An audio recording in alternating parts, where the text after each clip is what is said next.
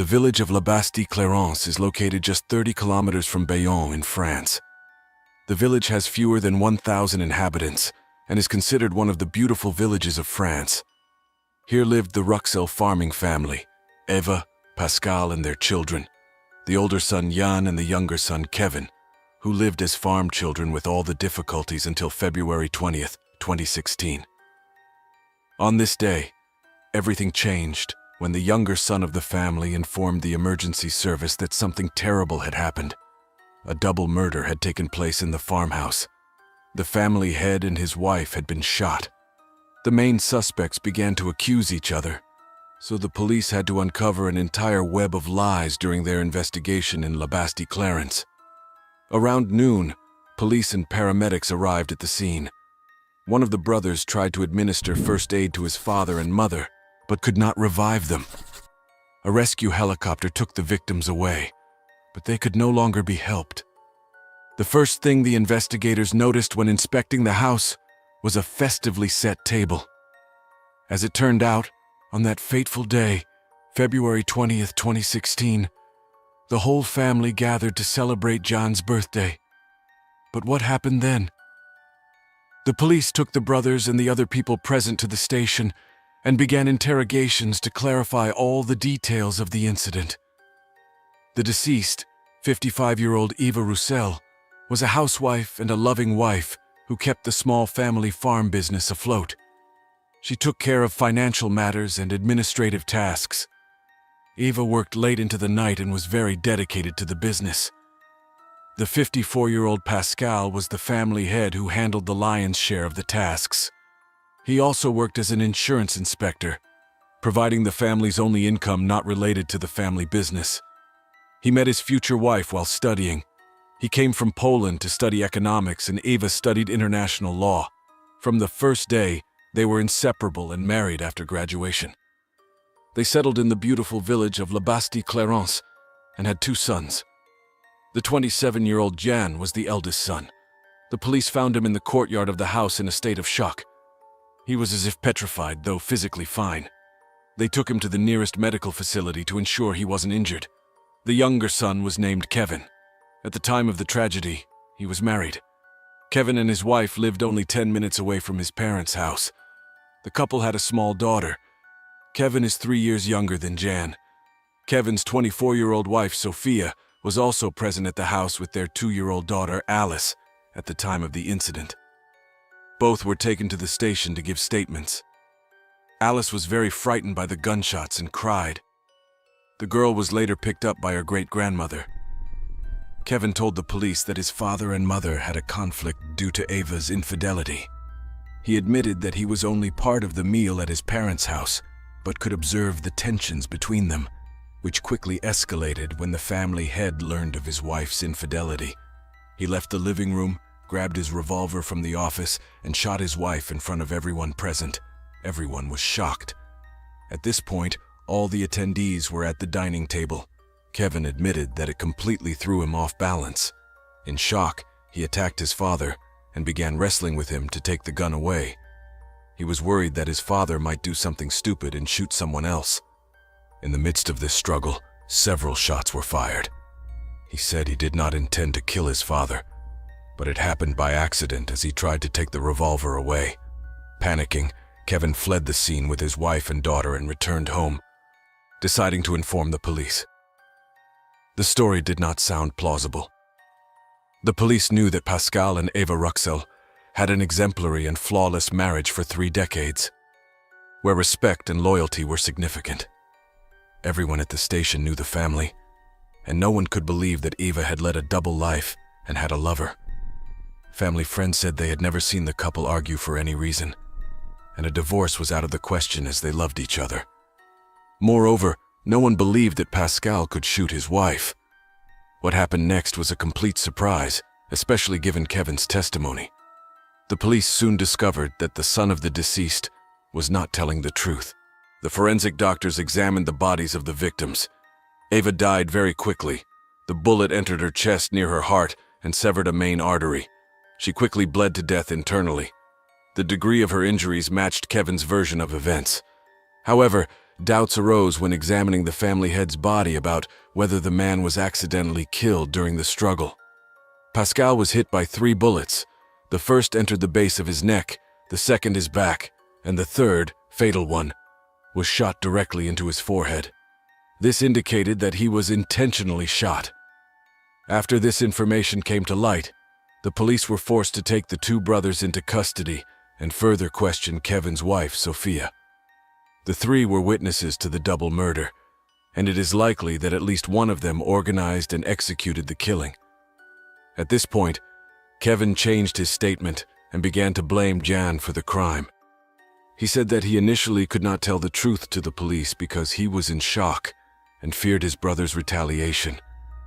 He claimed Jan was aggressive, uncontrollable, and sometimes acted crazy. During one such attack, he shot his parents. Jan had always been disrespectful to his father and mother, often quarreling with his mother and insulting her in every possible way. Sometimes it came to violence, but no one suspected that he could commit a brutal double murder. Kevin's wife confirmed his words. According to Sophia's testimony, Jan behaved inappropriately on the day of the celebration. He was very agitated and kept moving around the living room. At some point, he began to attack the others and then ran into the room with a revolver. The boy screamed that he would kill everyone. There was a struggle during which the parents of the brothers died, but Kevin managed to disarm his crazy brother. Meanwhile, Jan, in another room, gave a completely different statement. He was covered in blood because he had administered first aid to his father and mother. Jan was still in shock and spoke very little and only in fragments. He did not confess to the crime. On the contrary, he presented himself as a victim. Jan was extremely calm as he described the bloody events of that evening. Jan showed absolutely no emotion, and even the lawyer was amazed at how coldly his client described the brutal double murder. According to him, the weapon was in Kevin's hands, and he was the one who committed the bloody act and now tried to shift the blame onto his brother. There were more and more questions about this case. The brothers blamed each other, and it was unclear whom to believe. There was no credible evidence that either of them had anything to do with it. For the safety of citizens and surviving family members, the court decided to detain Jan Ruxel until the situation was clarified. He was sent to the prison in Monon de Marsan, 100 kilometers from the house where his parents' execution took place. At this stage, psychiatrists worked with Jan. It turned out that he had a developmental disorder that had never been diagnosed before. He had a severe form of autism called Asperger's syndrome. The boy was very intelligent, started reading early, and made excellent progress in school for special children. However, this deviation is characterized by behavioral problems. These people live like robots. They can process information efficiently and work, but they need constant support and supervision in everyday life. This syndrome is rarely diagnosed, making the suspect an interesting client for prison psychiatrists. One of the main characteristics of Asperger's syndrome is the almost complete lack of emotions. These people do not smile and show no emotions like feelings, regret, or sadness. This was the secret of Jan's incredible composure during the interrogation. Eva became pregnant with Jan at 27. He was born with anomalies, but since the family lived in a small, remote village, no one thought of taking him to doctors to examine him. His parents thought Jan simply had such character traits. They had to adjust to his character quirks and spend more time with him than with Kevin, which may have led him to resent his older brother. The psychiatrists who examined Jan believed that Kevin's statements were false because autists are not prone to lying. They are also not prone to aggression and cruelty. Jan was a pleasant young man who never showed aggression towards his parents or anyone else. Friends and acquaintances of the family claimed he was always calm and got along well with his father and mother. Against this background, the police should pay more attention to Kevin's words. It became increasingly clear that he was trying to hide something. Evidence pointed to Jan staying at the crime scene and trying to administer first aid to his parents, unlike his brother Kevin, who was indifferent to it for some reason. Jan's first aid efforts were in vain as his parents' injuries were too severe. Experts knew that autists with Asperger's syndrome are not prone to lying, meaning Jan's statement might be more credible than his brother's. However, Kevin had his wife by his side, confirming his every word. Aside from checking the truthfulness of two people's statements simultaneously, the police had to decide if Sophia should be considered an accomplice if her husband was responsible for the crime. There were many witnesses who knew the victims and their children well. Many said Jan was a good guy, calm, balanced, and got along well with his parents. Kevin, however, had problems with his father and mother. They did not understand each other and often quarreled over various trivialities. Their son was the first to show aggression. The police began to examine Kevin and his wife Sophia's life closely. Sophia Potnorschu met Kevin in 2011 on an online platform. She was 18 at the time, and he was a few months older. He was impressed by her beauty and intelligence. Sophia came from a small village in Topa, Kazakhstan, with a population of fewer than 10,000. They kept in touch, and after only 6 months, Kevin invited her to France, and she came. Their romantic relationship developed very quickly. They married 2 weeks after meeting in person, though they hardly knew each other.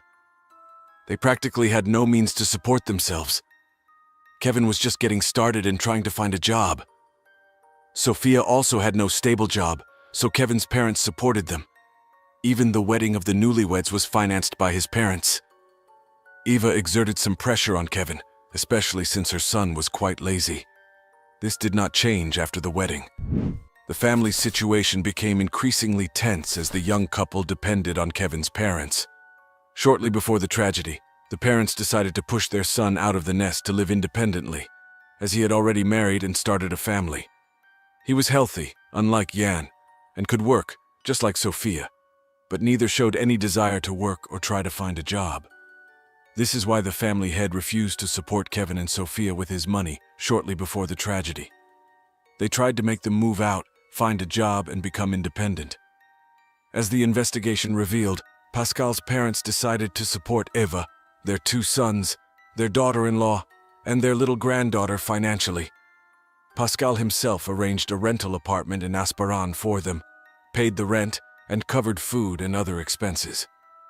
Against this background, it was not surprising that the man decided to lighten his load. Kevin and Sophia were upset, to say the least, by the parents' decision. They began to threaten Eva and Pascal that they would emigrate to Kazakhstan, almost 7,000 kilometers away, and not allow them to see their beloved granddaughter. When that didn't work, the family tension escalated further. Kevin behaved so that his parents began to fear for their lives, as they repeatedly told family friends. The couple Kevin and Sophia were not in a good situation, but to arrest and charge them, substantial evidence was needed. A month after the massacre, investigators again questioned Sophia. The police decided to ask her some questions about the events. The young woman told them that the family's financial situation was dire. Kevin couldn't find work, and the family head refused to support them.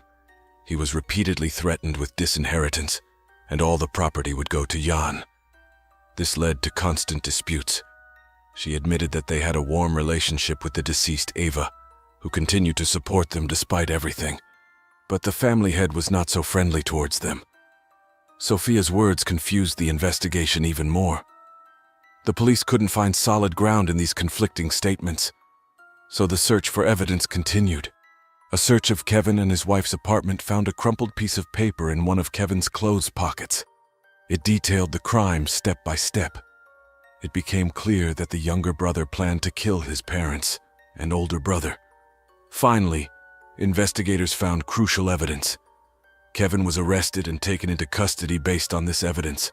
Law enforcement believed Jan was likely to face the same fate as his parents, but he was apparently lucky to be alive.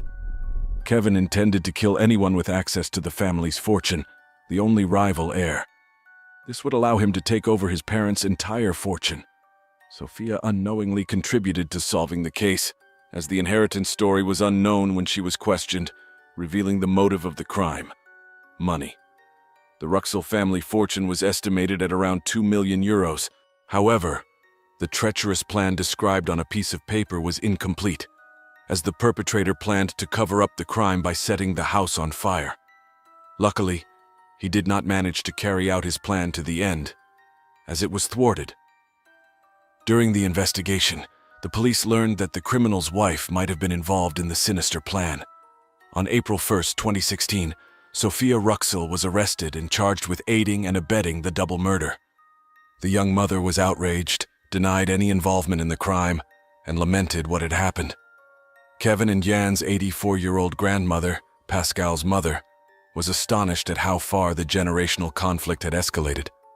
She felt the injustice of the situation and wanted to get to the bottom of it. At this point, the wrongly accused Jan was released. Unfortunately, the innocent young man couldn't attend his parents' funeral due to his incarceration. When he met his grandmother, he apologized for struggling to express his feelings, but was glad it was finally over.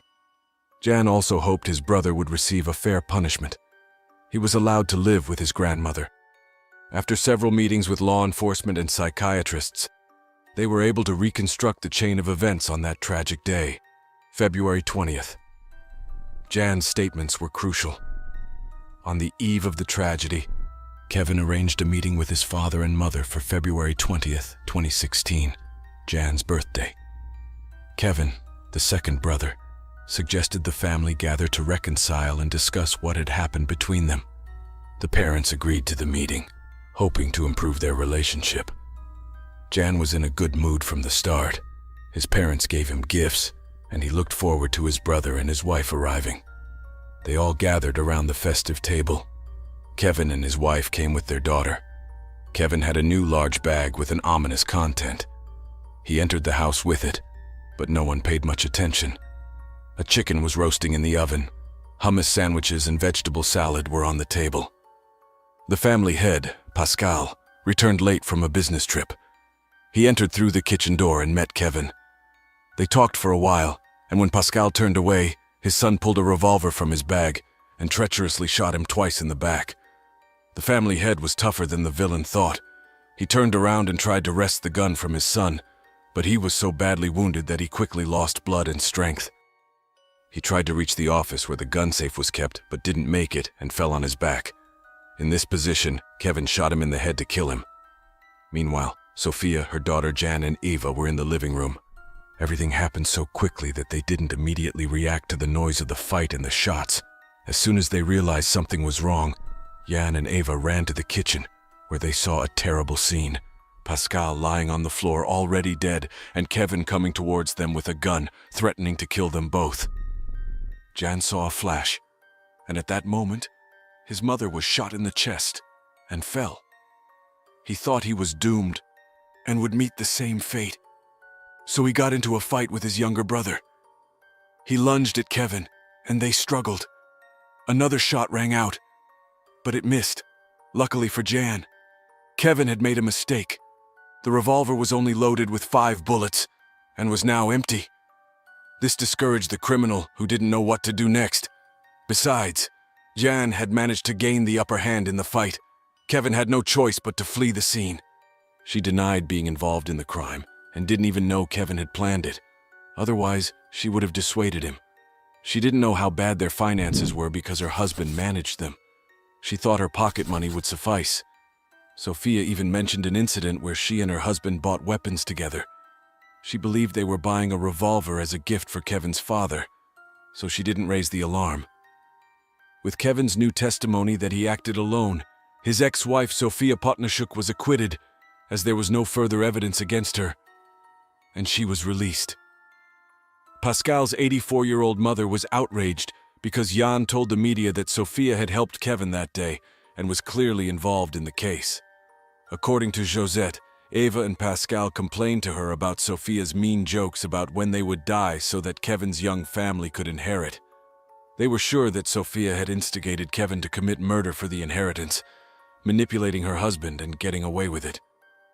Jan recently told the media that after losing his father, mother, and brother, he now just has to live his life no matter what happens. Daughter Alice continues to live with Sophia in France, but the great-grandmother fears her mother will take her out of the country. Thank you for watching and take care.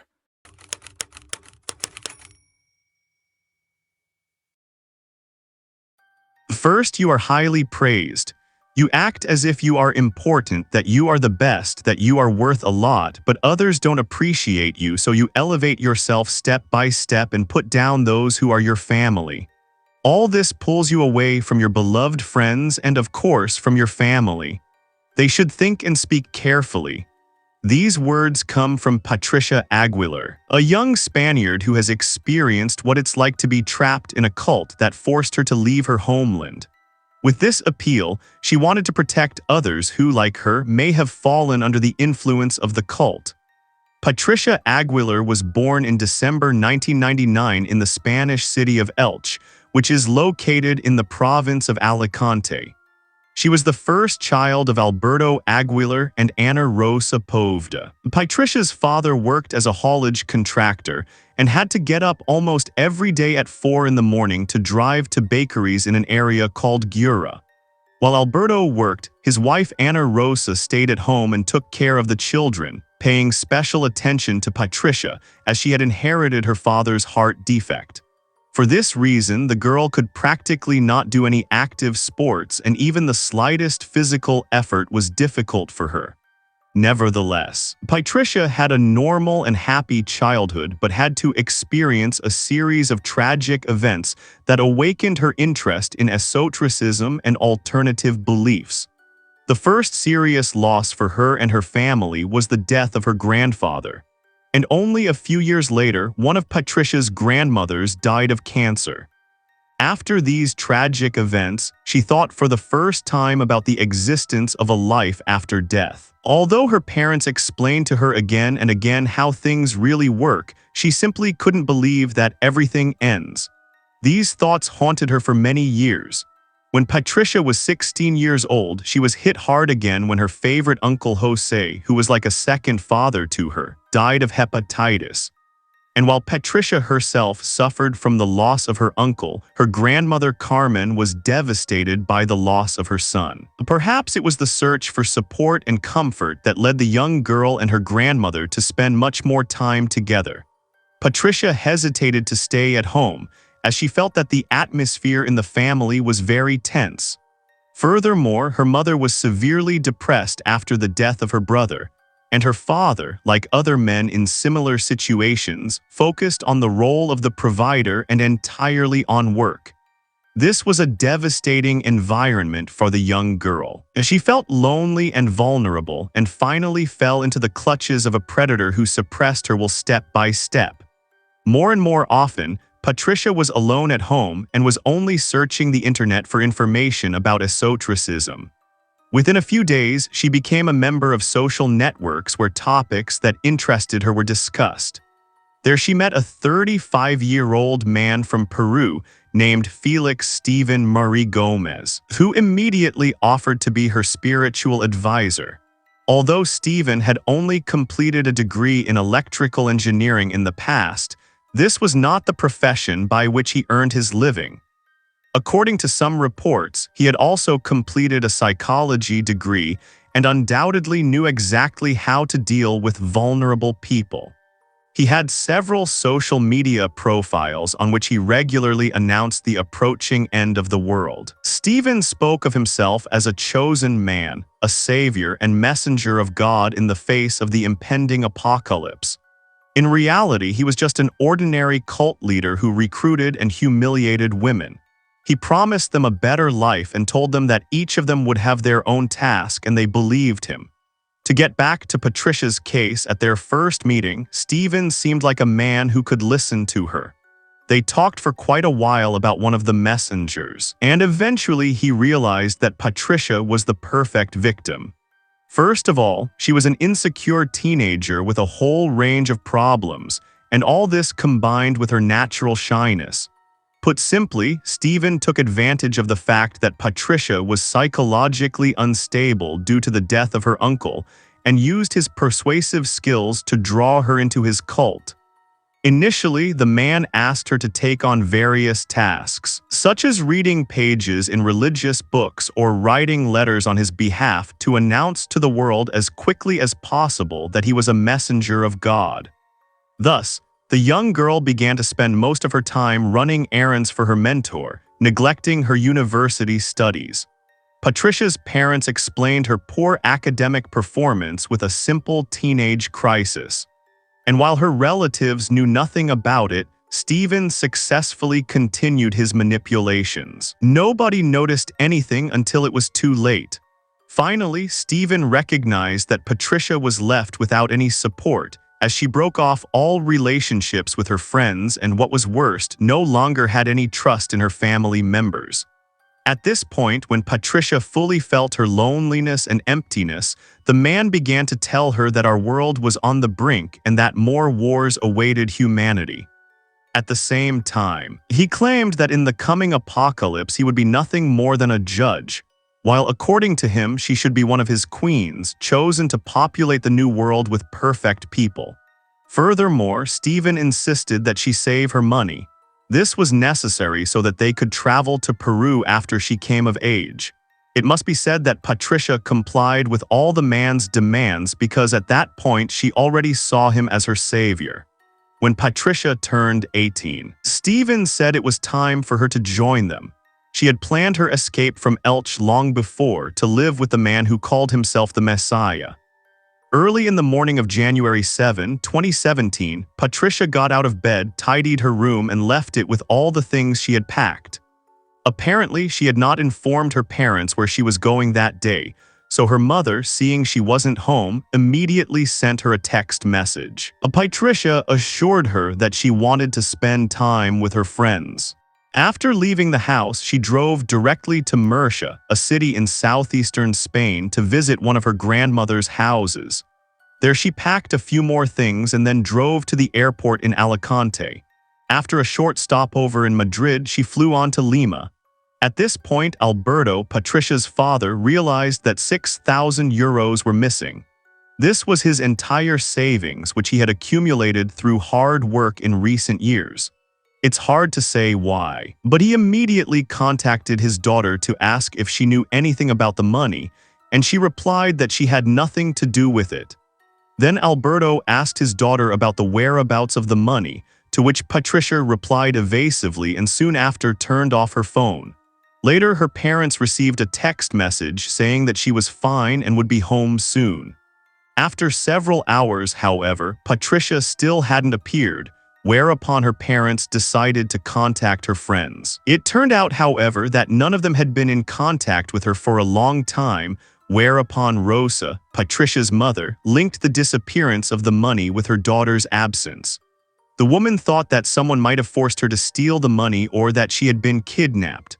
From that moment on, her parents began to take all possible measures to find out her whereabouts. First, they tried to reach her by phone, but since she didn't answer, they thought of the worst development of events. Finally, the relatives turned to the authorities to report her disappearance. They were told, however, that they had to wait the necessary time of 24 hours before they could file an official report. In view of this reaction from the authorities, the parents decided to act on their own and put up posters with information about their daughter. They had no idea that Patricia was already with a man in Peru whom she considered a kind of messiah. According to reports, immediately after arriving in Lima, Patricia went to a hotel to meet Stephen. There they had their first intimacy. Then they traveled to an apartment where the man lived with two other women and children. One was 42 years old, named Paula Juana Viga Pasa, and had one child with Stephen. The other was 29 years old, named Maricelo Brijal Garcia Balberta, and had 3 children with Stephen. Initially, Patricia resisted him being with other women and children, but he managed to persuade her to stay in Spain. The inactivity of the authorities forced Patricia's parents to act quickly to get her home as soon as possible. Finally, Alberto took matters into his own hands, and he and his wife began searching their daughter's personal belongings for clues as to the reasons for her sudden disappearance. So they found all sorts of drawings, printed informational material, prayers, and psalms. This all seemed very strange to them because they had never noticed that their daughter was interested in religion. According to the information on the materials found, they were all published by an organization that called itself a religious association. Its representatives preached the idea of the coming end of the world, and its leader was a Colombian who spread this belief throughout Latin America. Patricia's parents tried to gather as much information as possible about this organization, but they were not familiar with the internet or other technologies, which prevented them from making progress.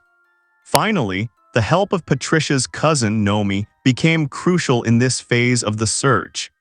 She left her business in Benidorm without much hesitation to focus on the search for her cousin, with whom she had a relatively close relationship. Patricia's parents were also supported by a woman named Maria Teresa Roches, who worked as a lawyer for an organization called SOS Desaparecidos. As they continued their search, Nomi discovered Patricia's hidden Facebook profile. It turned out that the missing person was interested in esotericism and was most frequently in contact with a man nicknamed Prince Gur.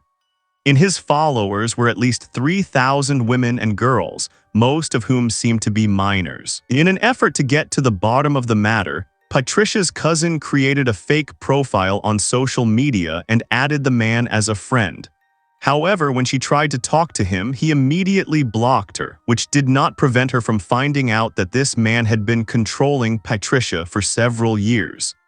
In his personal correspondence with Patricia, he essentially talked about how she should behave towards the people around her. Furthermore, the alleged spiritual advisor gave her gifts and paid for cosmetic procedures in the hope that she would one day move in with him. Around the same time, while going through her daughter's personal belongings looking for more clues, Rosa discovered a sick leave certificate issued in the name of 42-year-old Paula. It contained almost all of her data, including her full name, her insurance number, and the name of the medical center she attended. It turned out that the center was not in Spain, but in Lima, the capital of Peru. Thus, Patricia's relatives learned of her possible whereabouts. With all this information, they went back to the prosecutor's office. There they added an addendum to the previously filed missing person report, which was sent to Interpol literally the same day, but that wasn't enough. Then Patricia's parents turned to the media and spread the word as best they could. The public coverage of the case had an effect, and soon Patricia contacted her parents and asked them to stop searching for her immediately. According to some reports, Patricia even sent them a photo in which she was holding a piece of paper. It had the current date and the text stating that she was with her alleged friend in Romania. This image alone aroused even more suspicion in her parents, as such behavior was absolutely not typical of Patricia. Moreover, it was quite cool in the city where she was allegedly located, and she wasn't even wearing outerwear in the photo sent. Furthermore, the sunlight hit her face. Patricia's relatives concluded that it was not her, but the person who had forced her to leave the country who had contacted them. To avoid a potential scandal, Stephen and Patricia decided to move to Mexico in March 2017. However, due to the high public profile of the case, they were denied entry into the country, whereupon they attempted to travel to Chile. It turned out, however, that some of the crew members recognized Patricia as they noticed her desolate state. They found that she looked as if she had been drugged with highly addictive illegal substances. Thereupon, the Chilean authorities also denied them entry, and they had to return to Peru. But despite the warning signs, none of them had the common sense to arrest the couple and put an end to this nightmare. Over time, the media focused more and more on the fact that clouds were gathering over his head. He took 2 more women and children with him and fled to a small town 300 km away from the place where they had previously lived. Patricia was told to go to the Spanish embassy and make a public statement to prevent possible prosecution. A few days later, Patricia actually went to the consulate and gave her full name. Since her visit fell on a holiday, she was not admitted. When evening came, she was left alone, without money and without a place to sleep. Hardly had she sat down on the sidewalk when she was approached by a woman who worked in a neighboring hotel. She handed her a piece of bread and asked her if it was okay. After a short conversation, the woman called the police. The officers came and took her to the office of a nearby radio station. It was, however, quite late and there was no one there except the security staff. Then Patricia called Stephen and pleaded with tears in her eyes to let her return to him, but the man was relentless and insisted on his own way. After that, she went to a gas station cafe and bought some cookies with the money she had left. These, however, remained untouched as she was very tired and fell asleep at the cafe table. Then she was woken up by one of the waitresses. Apparently, she realized that she had nowhere to go and finally kindly allowed her to stay for the night and gave her a hot coffee. The next day, Patricia could not go to the consulate again as she did not have an appointment. When she called Stephen, he instructed her to return to the apartment they had recently left. When she arrived there, she found only a mattress, a few clothes, and some lenses. A few days later, an event occurred that calmed everyone down a little. It turned out that Patricia had contacted the team of a famous Spanish television show called El Programa de Honor Rosa and gave them an interview via Skype. She assured them that she was in Peru of her own free will and had not been kidnapped by any cult. During the filming of the show, her father Alberto was present on the set. Patricia, however, hastened to assure everyone that she considered her deceased Uncle Jose as her father, since her own father was never at home. "Nobody has kidnapped me, neither Prince Gurdjieff nor any agnostic. My relationship with him is purely friendly and professional." After this conversation, Patricia went to the Spanish consulate, where she was finally questioned by the consul. After a short conversation, they signed a document stating that she was free and of sound mind and was voluntarily staying in another country. Furthermore, Patricia contacted the Migration Service and the Peruvian police. Thereupon, the local authorities contacted their Interpol colleagues and asked them to temporarily cease all search efforts for her. A little later, Patricia published a video in which she again declared, "Nobody has kidnapped me. I demand that the Spanish judicial authorities stop profiting from my life. The defamation of my husband violates my rights. My right to privacy, intimacy, and freedom is being unlawfully violated." After reuniting with Stephen, Patricia's life became even more difficult. They had to live in the most miserable conditions, sleeping on the floor and making do with small portions of food. The house they lived in consisted of only one room. Furthermore, there was only one bed that all his wives shared. The children all slept exclusively on the floor. Although it was uncomfortable for Patricia to sleep with him under such conditions, he forced her to do so again and again. Moreover, the man insisted that his wives regularly undergo a ritual called ayahuasca, which, along with persistent hallucinations, also caused nausea and vomiting. All in all, the living conditions got worse day by day.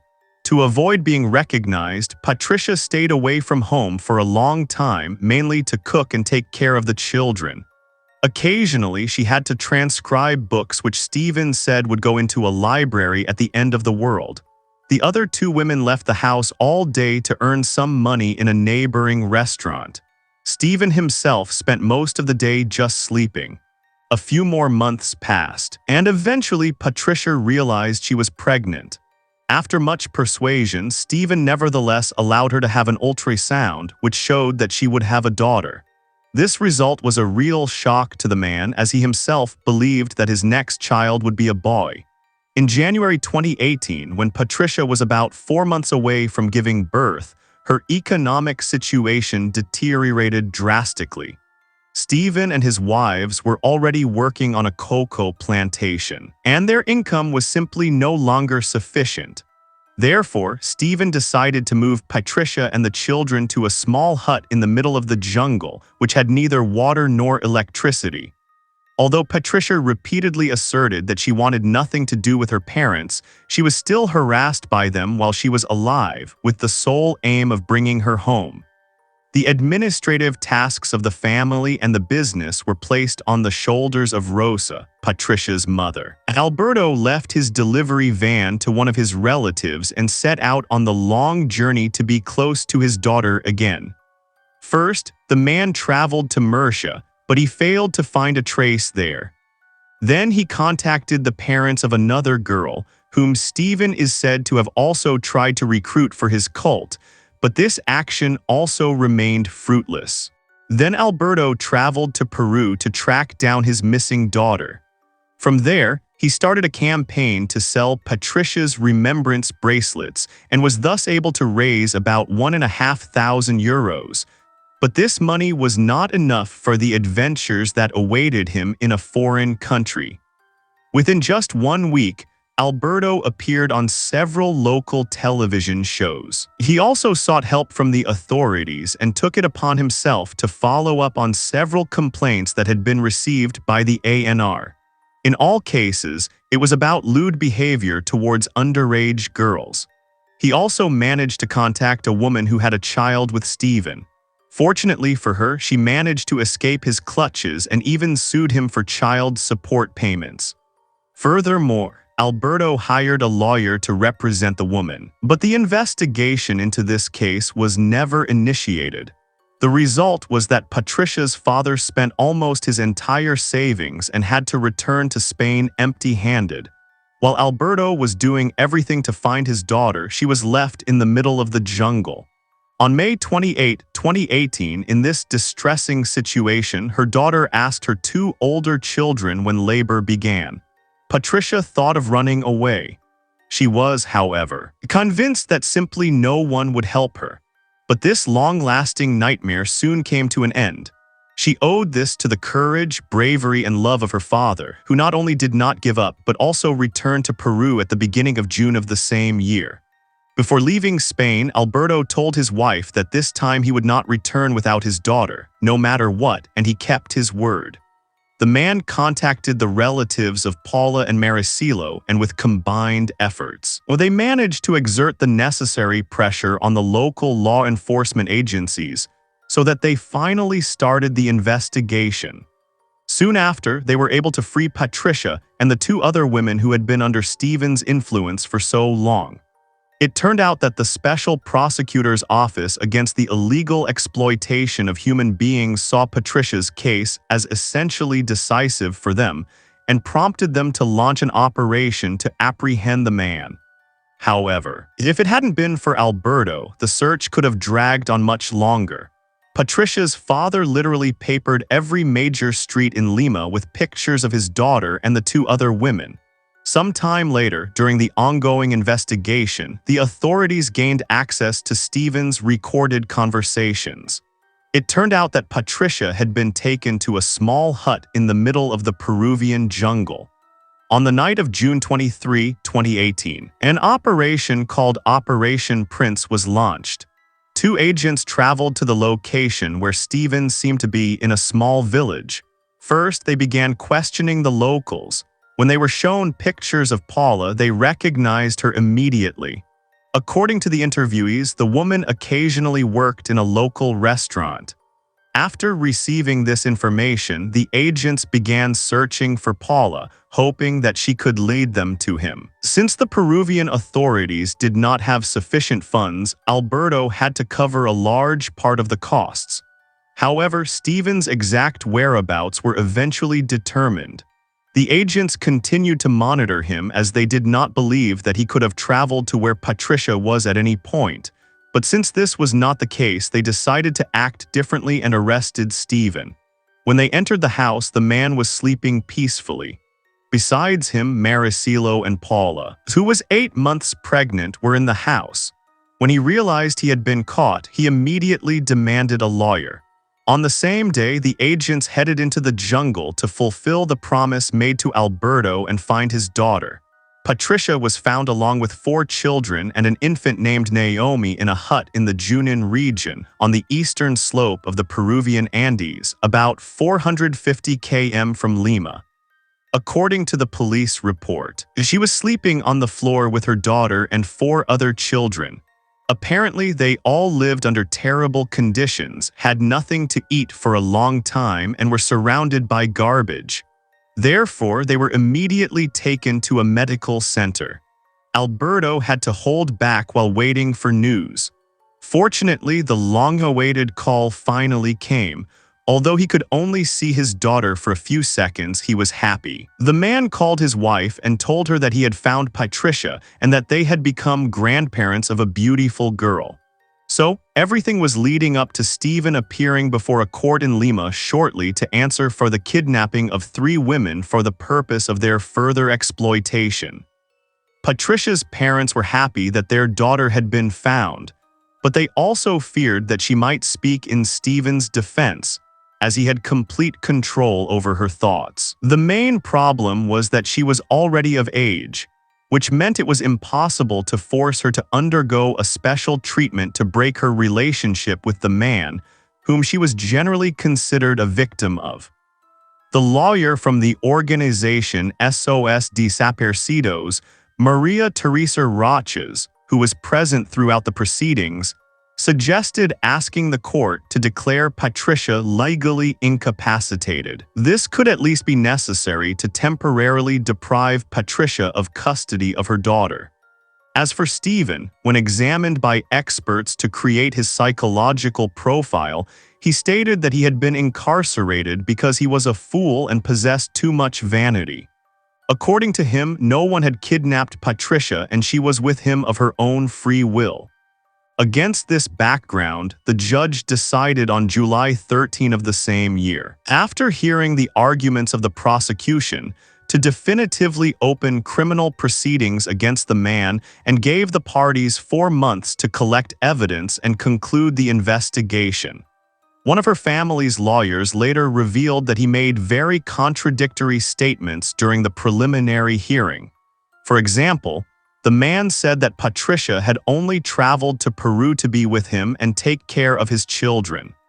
Furthermore, the human rights defender stated that the pretrial detention was ordered by the court based on the results of a forensic psychological assessment, which had also been conducted on the women who had suffered under Stephen. According to him, all 3 women were recognized as victims of psychological domination. In the following days, the female victims told the police everything they had gone through during the time they lived with him. According to their statements, the man was a kind of head of the family and therefore set the rules. Stephen not only demanded loyalty, respect, and moral order from them, but also forbade them from going out at night.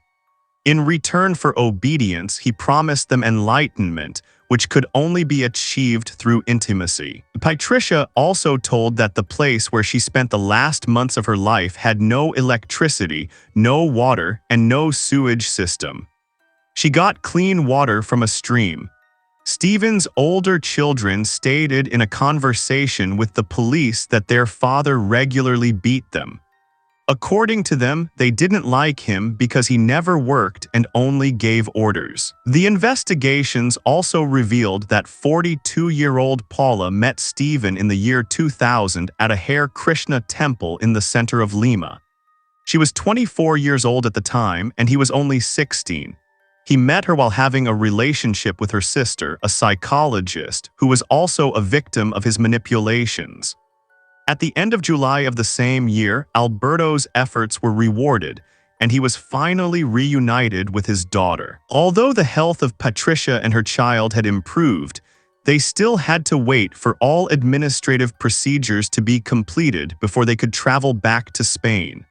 But in August, Patricia arrived in her homeland with her father and her 2-month-old daughter and was incredibly warmly welcomed by close friends. After only a few days, she began psychological counseling to gradually get her life back under control. Almost weekly, Patricia saw a psychologist named Miguel, who was an expert in dealing with this type of addiction in the country. In a conversation with her relatives, the specialist emphasized that they had to be patient, as Patricia's return to a normal life could be relatively slow. However, he pointed out that the presence of her daughter in her life would definitely have a positive influence on her, as she had found a new meaning in life. According to reports, Patricia truly realized the web Stephen had woven to take over her mind during the therapy process. Even during the first sessions, she herself noticed that the supposed love story eventually turned into a relationship in which her life was completely dependent on the man. After about a month of treatment, Patricia published a video in which she thanked all the people who cared for her, especially her family members. In this recording, the positive changes that had recently occurred in her were clearly visible. Many people noted that Patricia had nothing more in common with the kidnapped and disappeared woman who not too long ago said that she had left her home voluntarily. Patricia assured, among other things, that her eyes had been open to many things, and she would try to put everything that had happened to her behind her. According to her, Stephen had taken advantage of her young age and vulnerability to take control of her life. Patricia explained that the videos she recorded in Peru were not true, as she said all those things under pressure from her kidnapper. She described him as an extremely dangerous man who should not have been released from prison under any circumstances. But Aaliyah, Patricia's cousin, said they would do everything to make Stephen pay for the damage he had caused with his actions. She said some time after Patricia's public statements, she was contacted by relatives of other victims who were ready to sue the man for forced intimacy. In March 2019, Aguilar's family members could perhaps breathe a sigh of relief for the first time in a long time. However, the same applies to the parents of other girls and women, because Stephen was sentenced to 20 years in prison for the criminal exploitation of 5 different women. The court also ordered him to pay civil compensation totaling 88,000 sols, or about $26,000 to all victims. After the sentencing, Patricia's relatives were happy that the man who had tried to destroy her life had been punished. Representatives of the Gnostic Church, on their part, issued a statement denying any connection to him. They claimed he had only briefly participated in their cult and had been expelled because of his alternative views. 6 months later, in September of the same year, Patricia gave a television interview. In it, she said that realizing she needed help was the first step on her path to recovery. Patricia's case was a real inspiration for several writers and film producers who wanted to spread her story. This happened with a book by the journalist Vanessa Lozano titled Agora Bonta or Thy Will Be Done, in which she chronicled the flight of a young woman to Peru. The first fragment of the book corresponded almost exactly to the letter Patricia wrote to her daughter a few months after her liberation. "Hello, my life. I have been asked many times if I could go back, would I do it again? I wish I could spare you and my whole family this pain, but that has already happened, and now I have you with me, the little human I love more than anything in the world. You are the one I live for and the one I fight for every day. That's all. You are my little girl."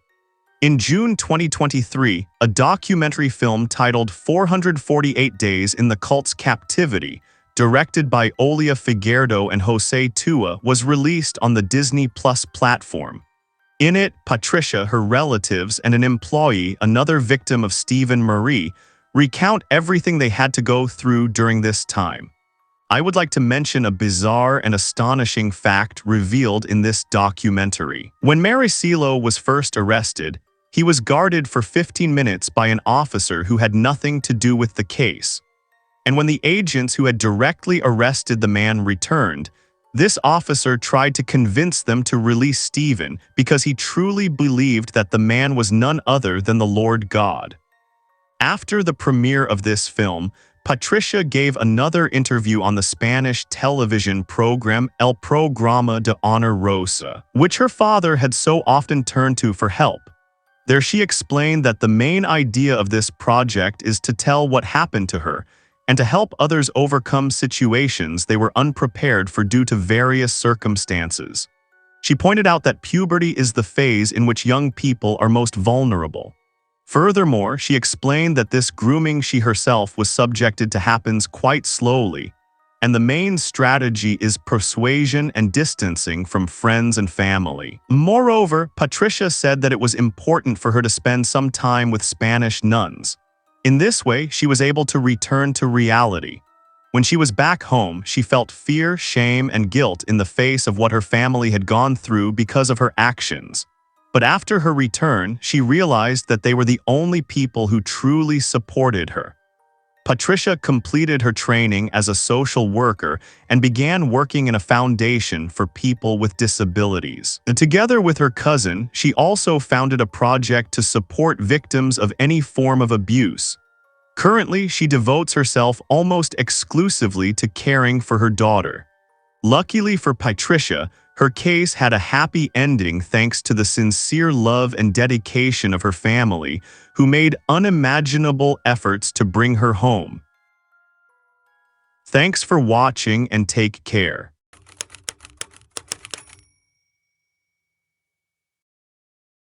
Usually a crime has a motive. The police use it to find out who might have attacked the victim and under what circumstances this happened. In some cases, however, people's actions remain a mystery, although they can cost innocent lives. It is often said that you have to choose between career or family to truly excel in at least one thing. However, those who choose the former will inevitably want to find a partner and start a family at some point.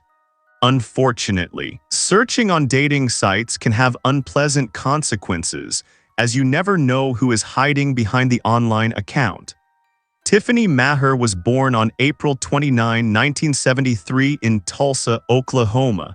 She came from a well-educated family. Her father was a university professor, and her mother, although she became a housewife, also had a distinguished education and graduated from Harvard University.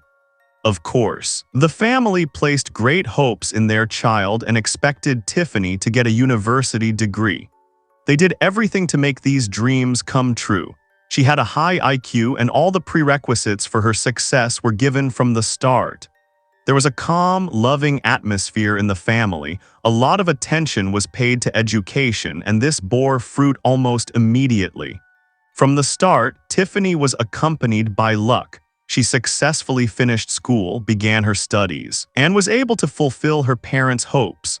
Of course, this could not remain without an impact on her daily life. Tiffany spent a lot of time studying and was somewhat reserved, although she could get along with everyone. However, when you got to know her better, she revealed her best qualities: sociability, sense of humor, intelligence, and natural charm. Tiffany was not looking for romantic relationships as she was concentrating on her studies. She loved her studies and, thanks to her intelligence, seemed able to move mountains.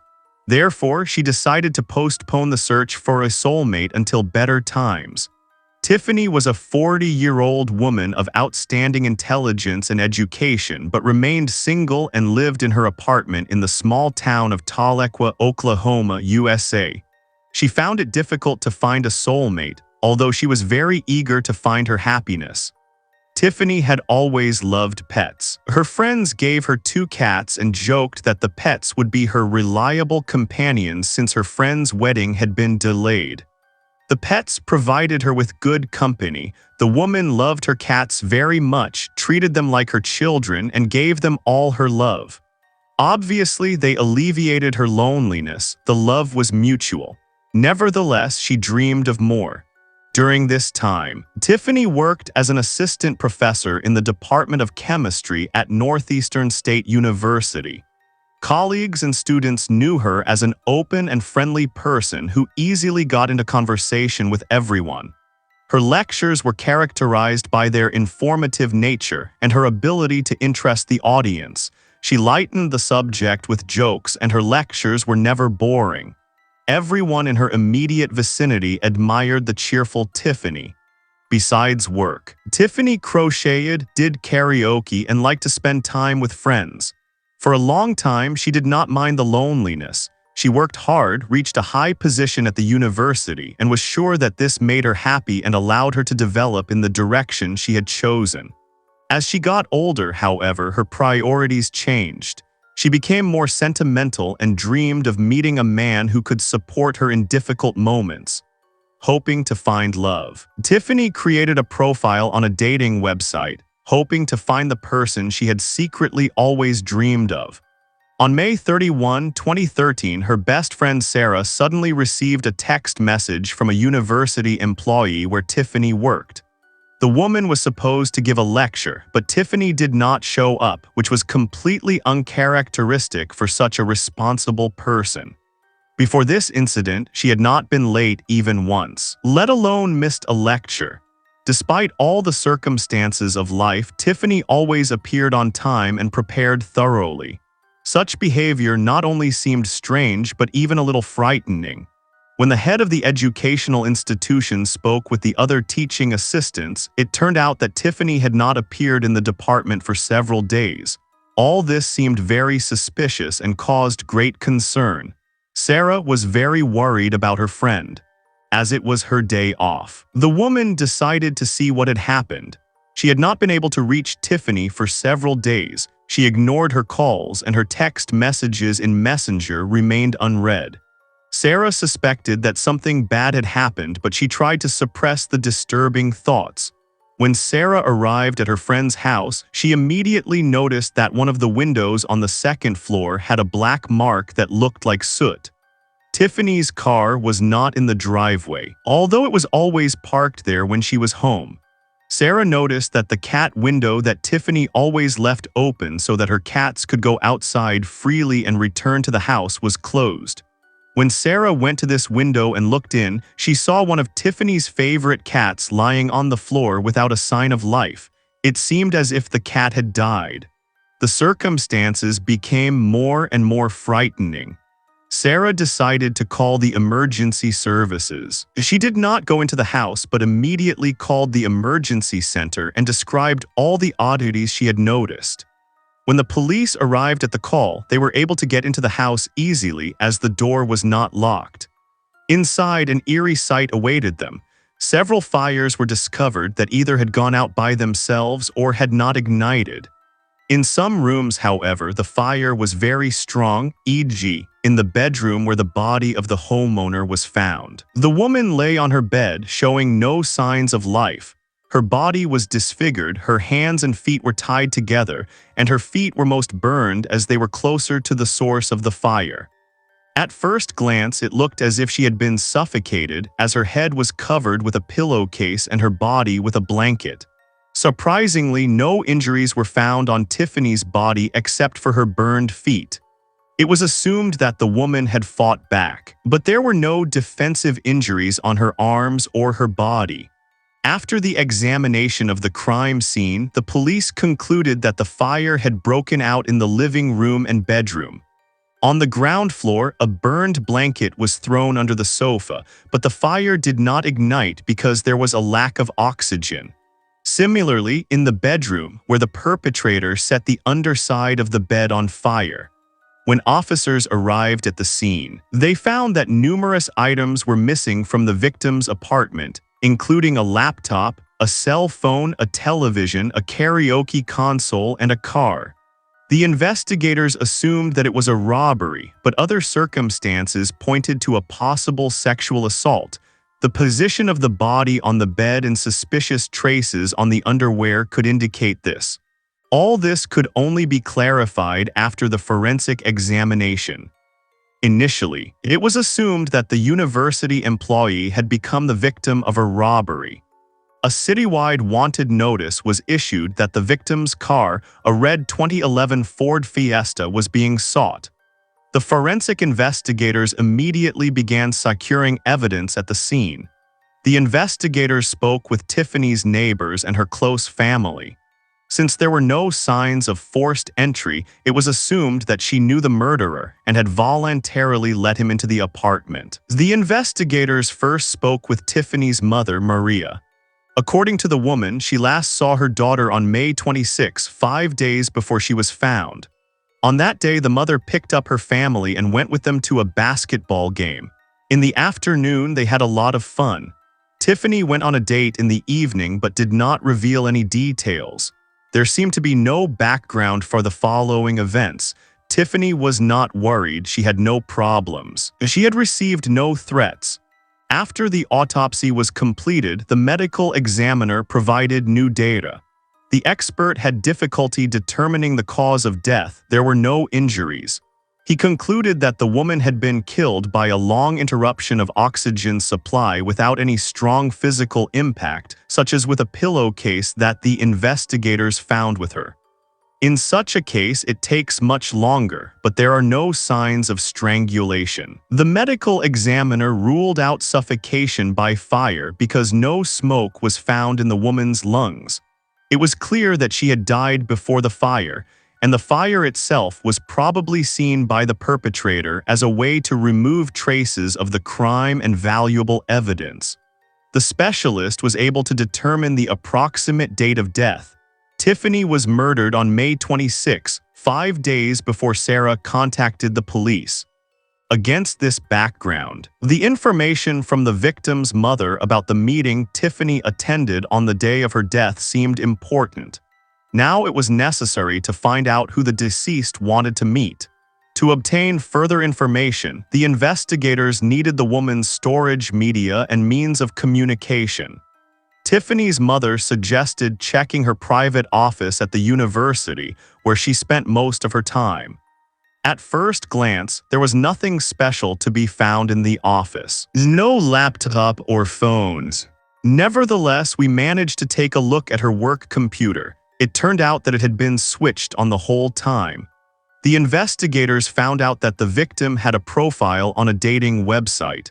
The best friend confirmed that Tiffany had recently thought a little about dating and romance. Despite previous failures, she wanted to find a life partner.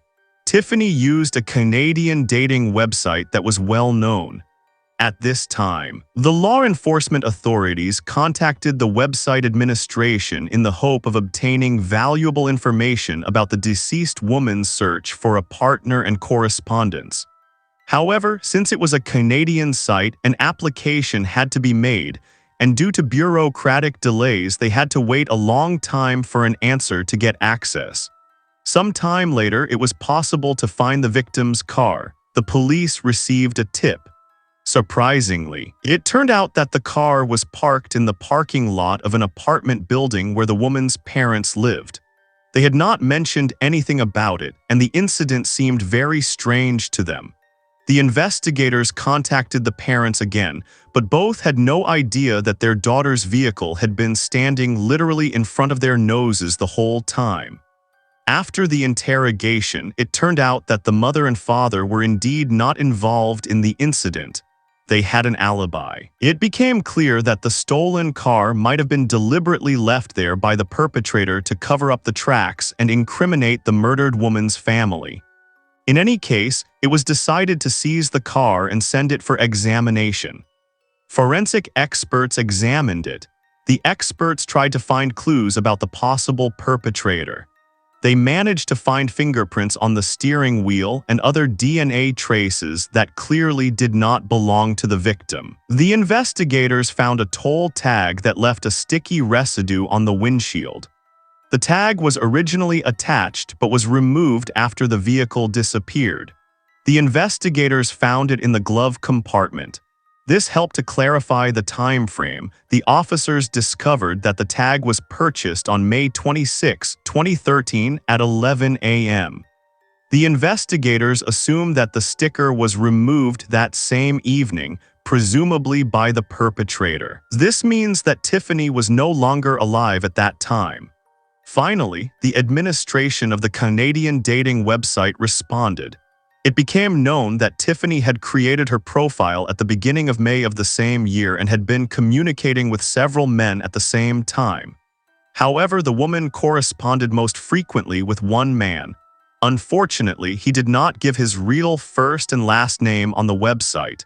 The account was called Caney Finder 1980. There was no photo and no phone number, which looked suspicious from the start.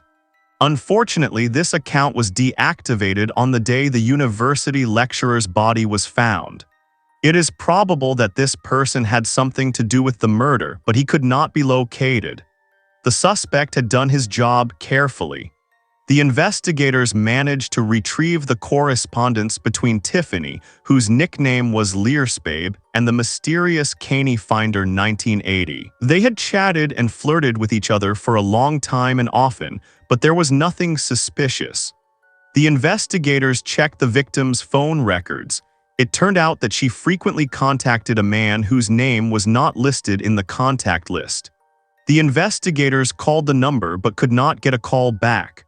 Fortunately, the analysis of the phone number showed that it was registered to a man who presented himself as Big Daddy on another website. This was the same person who also used the nickname Caney Finder 1980.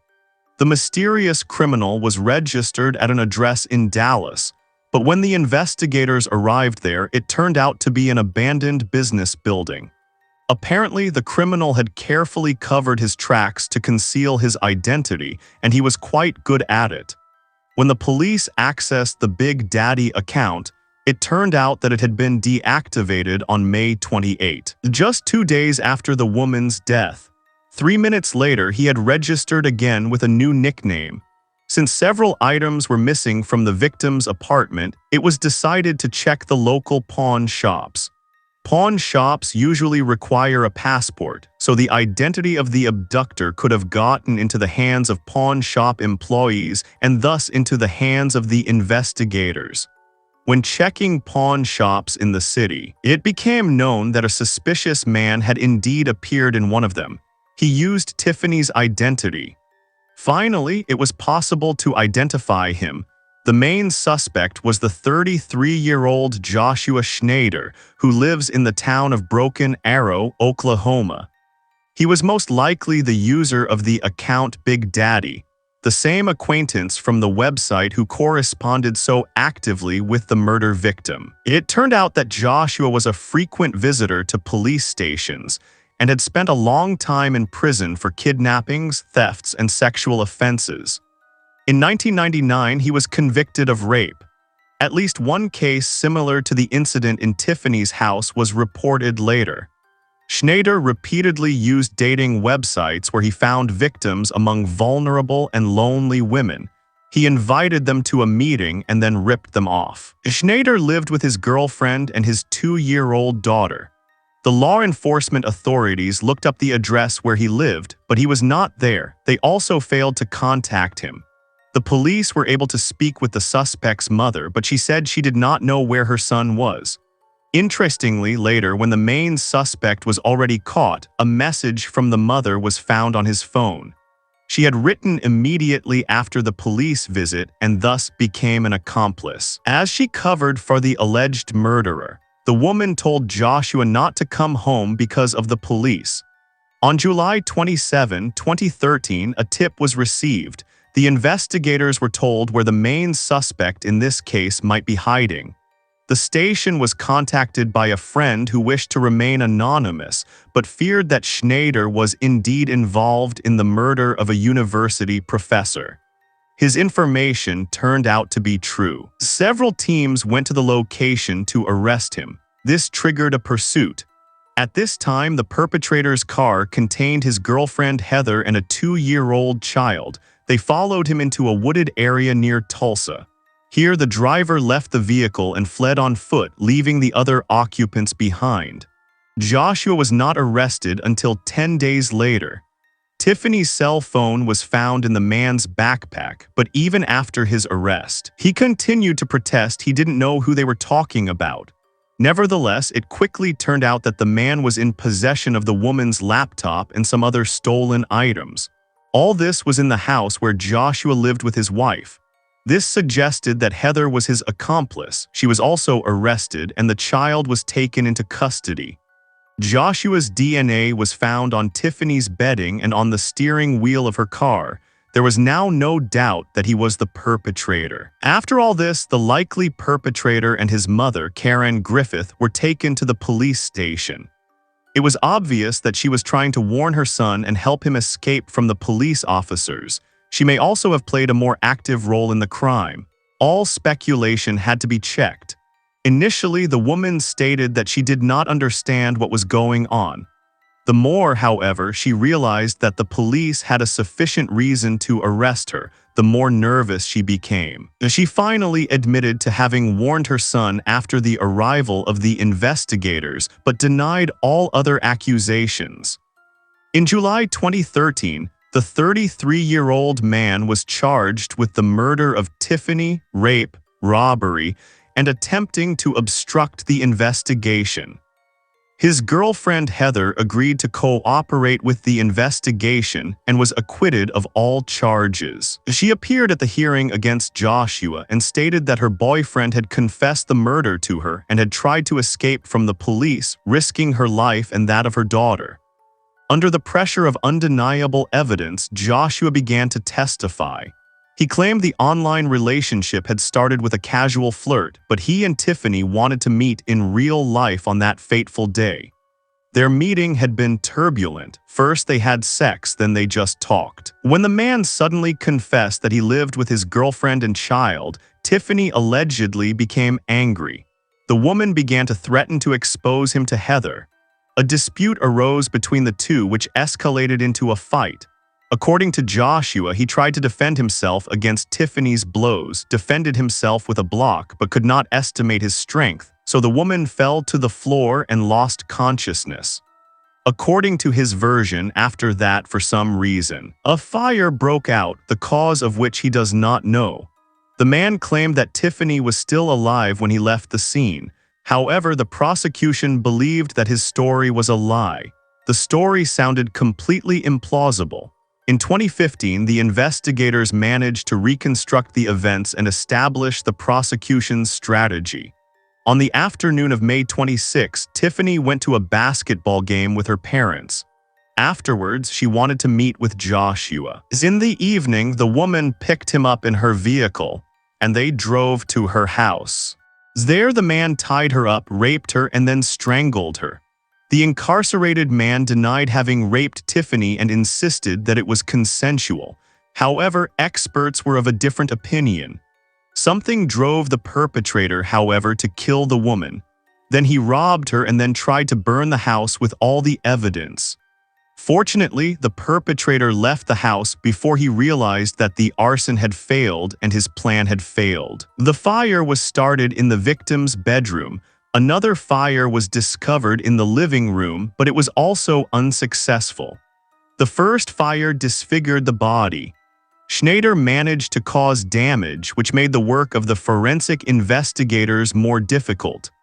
Joshua escaped, stole Tiffany's car, and parked it in front of her parents' apartment complex, hoping to confuse the investigation. The investigators were able to find out that the perpetrator had sold some of the stolen items to pawn shops, some of which were recovered by the victim's family. The court appointed Joshua a lawyer who asked not to impose the maximum possible sentence on the defendant as he had committed his first crime at the age of 18. It was an immature person who had fallen under bad influence. Furthermore, the defense lawyer believed that the defendant had been abused by his father as a child. This sounded unconvincing, of course, given the brutality of the massacre. Something like that was simply unjustifiable. The perpetrator was obviously trying to cover his tracks and evade the police, and he was very dangerous. He also showed no remorse. The entire process remained indifferent.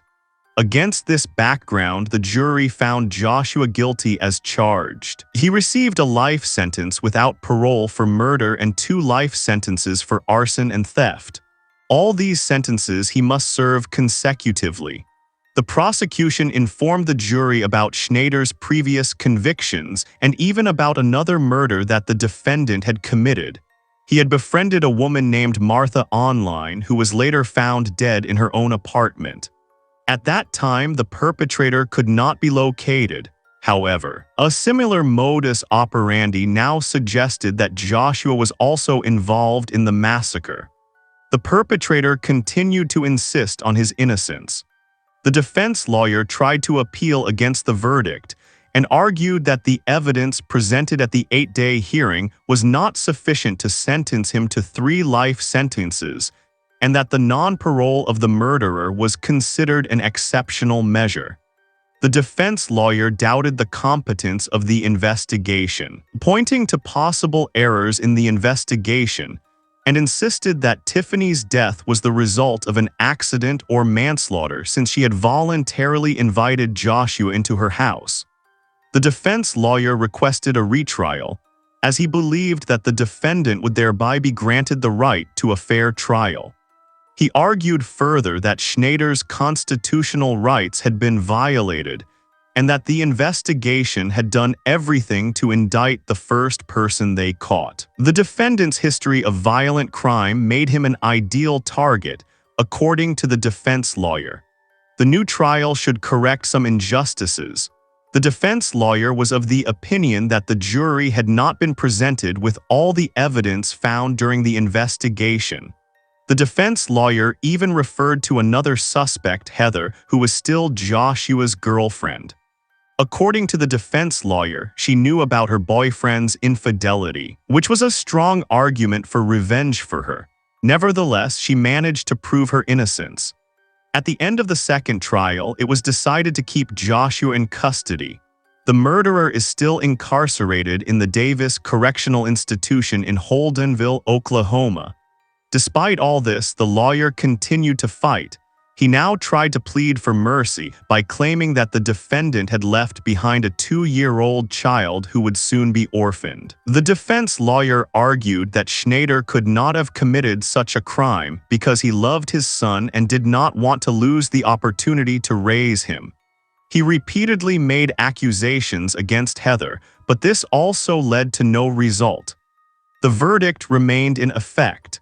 After Tiffany died, she was posthumously awarded the Legacy Award by Northeastern State University. This award is now presented annually to faculty members who have made a significant contribution to their field. Tiffany was active in healthcare, taught chemistry, and published in scientific journals. She really did a lot of work that deserves recognition, but she was not able to see the results of her work until the end. Thank you for watching and stay safe.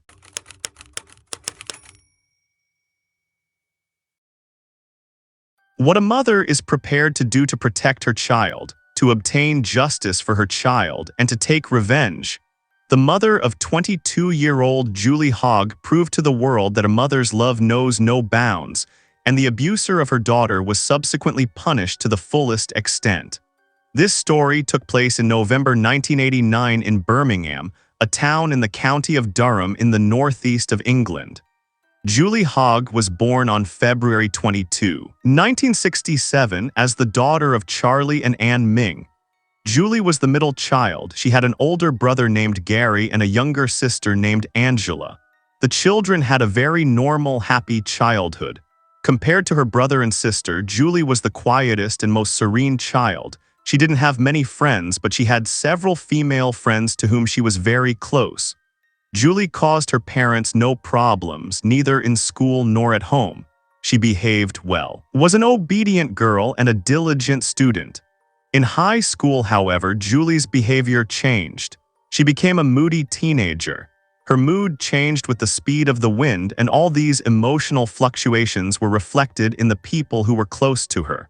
Behind bright, provocative clothes, high heels, and unusual hairstyles, Julie hid her modesty and shyness.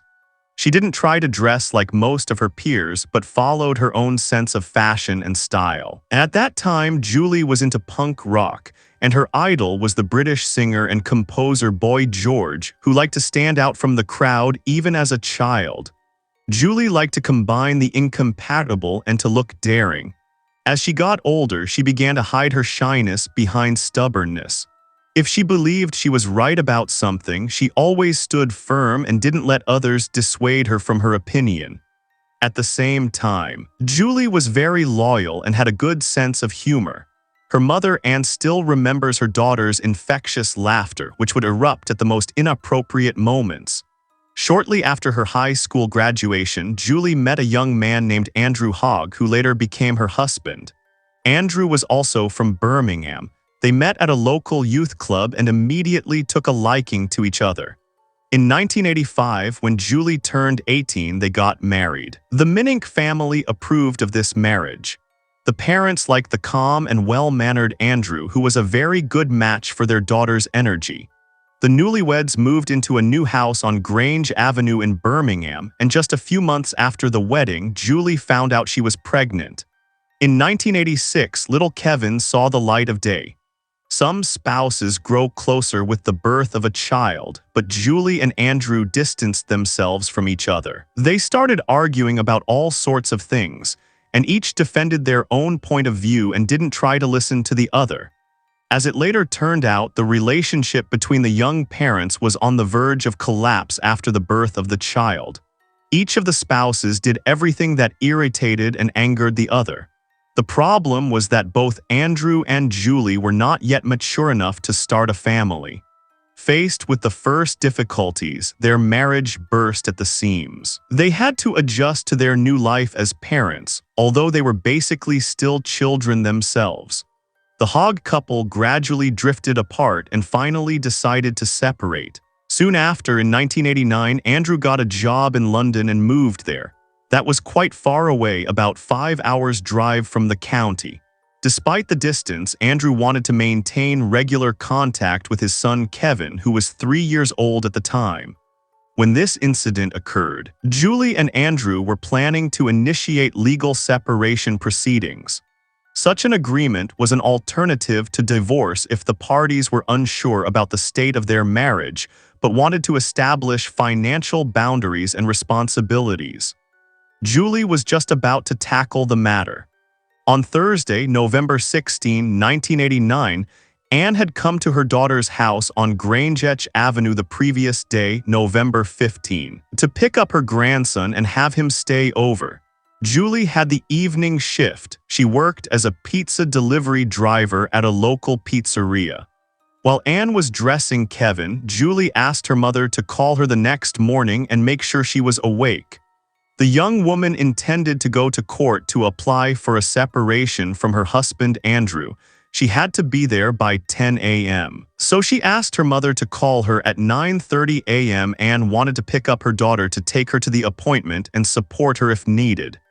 In the evening, Anne took her grandson Kevin to her home and Julie went to work at the pizzeria. Her shift ended late at night. The young woman was brought home by one of her colleagues.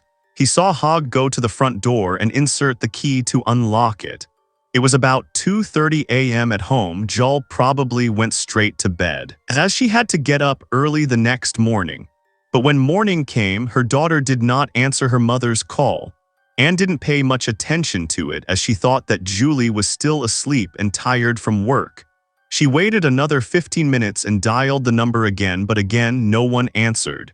At that moment, Anne put little Kevin in the car and drove directly to her daughter's house. When she parked and got out of the car, she saw that the front door was locked. One thing Anne immediately noticed was that all the curtains on the windows were drawn, which meant that her daughter wasn't up yet. The woman went around the house and knocked on the back door. Anne called her daughter's name, but nothing helped. There was dead silence in the house. Finally, Anne decided to call her son Gary, Julie's older brother. The young man worked near his sister's house and could get into the house through the window. Anne didn't know what to do and panicked. She wished someone would come and help her solve the problem. Perhaps Julie had fallen ill and couldn't answer the phone. Perhaps something had happened to her. She had fallen and now needed help. Various thoughts went through the mother's head while she waited for her son's arrival. Gary quickly made his way to Grange Avenue. To get into the house, he broke a pane of glass in the back door. The young man ran around both floors, but his sister was nowhere to be found. He found the cleanliness and order that prevailed in all the rooms strange. Julie was normally messy, especially when she was getting ready in the morning. She wasn't the type to make her bed after waking up. She might leave clothes on the bed, spread out her makeup, and not put it away. But now everything was neatly tidied up and it looked natural. Something about this perfect order wasn't right, and the whole situation with Julie's disappearance made absolutely no sense. This was a wake-up call for Anne, so the woman decided to go to the police and report that something had happened to her daughter. The trip to the police, however, was not very helpful. The officer explained that too little time had passed to file a missing person report. The mother was advised to wait a while. Julie would probably get in touch in the next few hours or contact her relatives by phone and explain everything. But Anne couldn't just sit back and wait idly while her daughter was possibly in trouble. So she and the rest of the family started calling Julie's friends and asking if they had information about Julie. Unfortunately, no one had met her that day. The family also contacted her work colleagues and the pizzeria. There they learned that the young woman had arrived home safely the night before around 2 a.m. A colleague explained that he had seen her put her key in the door and then left. Although Hogg had not been seen by anyone that day, the police did not take the missing person report seriously. One police officer even told Anne that Julie had probably gone to a nightclub for a drink and was still partying somewhere. This assumption was absurd. The officer would never have said that if he had known her personally. Julie knew she had to get up early for her court appointment.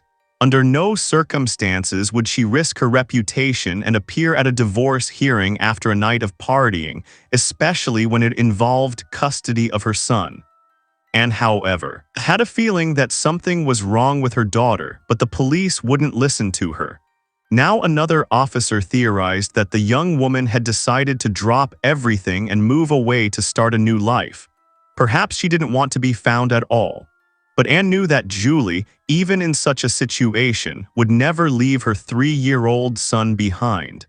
It took several days after Hogg's disappearance for the police to finally take action. The woman had been missing since the early morning hours of November 16 and was last seen by a colleague in front of her house on Grange Avenue.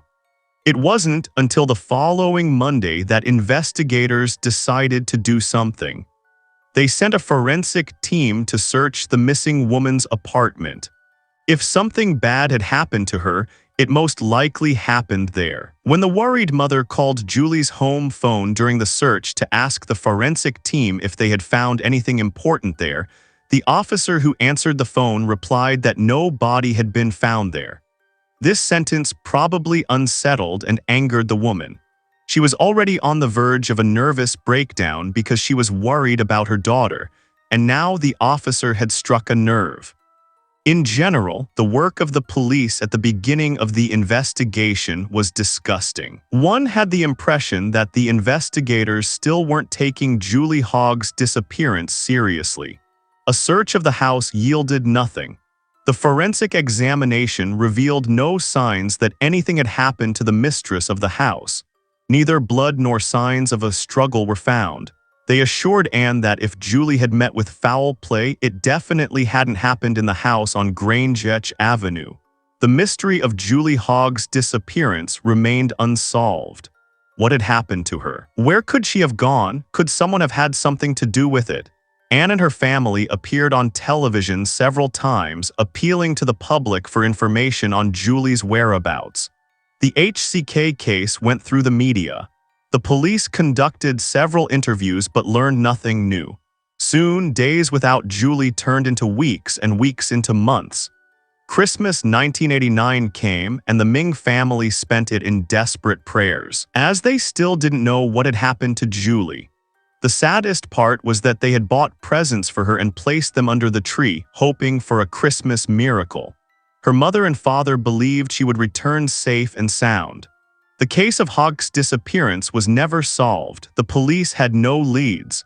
That was until early 1990 when Anne, in a series of truly shocking events, made a horrifying discovery. She had found something no mother should ever find. Anne discovered her daughter's body towards the end of January 1990. Her ex-husband, Andrew Hogg, decided to visit his old house on the Green, which he had formerly shared with Julie. The apartment stood empty while the police continued to investigate the disappearance. At the end of January, Andrew received the keys back and decided to move in there with his son Kevin. The man went into the house to clean and tidy the rooms. He turned on the heating because it was winter and cold outside. While Andrew was cleaning, he noticed something horrifying, a smell coming from the bathroom on the first floor. The young man called Julie's mother and asked how he could get rid of the foul odor. The woman suspected that the smell was coming from the toilet as it hadn't been used for a long time. The mother-in-law advised her former son-in-law to pour some bleach into the toilet bowl and let it sit for a while, which he did. However, a few days passed, but the strong smell didn't disappear. Instead, it grew stronger. So Anne decided to find out for herself where the stench was coming from. As she climbed the stairs to the first floor and headed towards the bathroom, a nauseating smell immediately hit her nostrils. Anne instantly recognized that there was decomposing flesh somewhere in the house. The thing was, Anne was a longtime nurse, and through her decades of work in operating rooms and hospital wards, she knew all too well what a dead body smelled like. It wasn't a dirty toilet, something was decomposing in the upstairs bathroom. The mother approached the door, praying above all that it wasn't Julie. The woman entered the bathroom, looked around, and initially noticed nothing unusual. She looked under the sink and behind the toilet to find the source of the foul smell but found nothing. At some point, Anne leaned over the bathtub to sniff, and due to the pressure, a crack formed at the bottom, and the smell became even stronger. The smell was now so intense that it literally knocked her off her feet. The woman knelt down and forcibly pulled back the panel under the bathtub. There lay something wrapped in a blanket. Her instinct told her it was her daughter. Immediately, she began to scream, calling for Andrew, who was downstairs, and repeating that it was here under the bathtub. A few minutes later, the police arrived at the scene.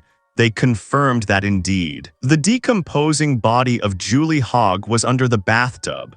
She had been lying there for months since the woman had been reported missing. When the police sent a forensic team in November to search the house in Greenhaven, they didn't think to remove the panel under the bathtub, and the grieving mother faced another gruesome ordeal when she discovered her child's body. Anne sued the Cleveland police for their terrible conduct throughout the investigation, from refusing to take Julie's case seriously from the beginning to the fact that they literally had a body under their noses. The Ming family and Andrew Hawk were paid a sum for moral damages, but no amount of money could undo the failures of the police investigation and what Julie's mother had to endure. The case of disappearance naturally turned into one of manslaughter or even murder. It was obvious that it was a crime because someone had hidden Julie's body under the bathtub, hoping it would never be found.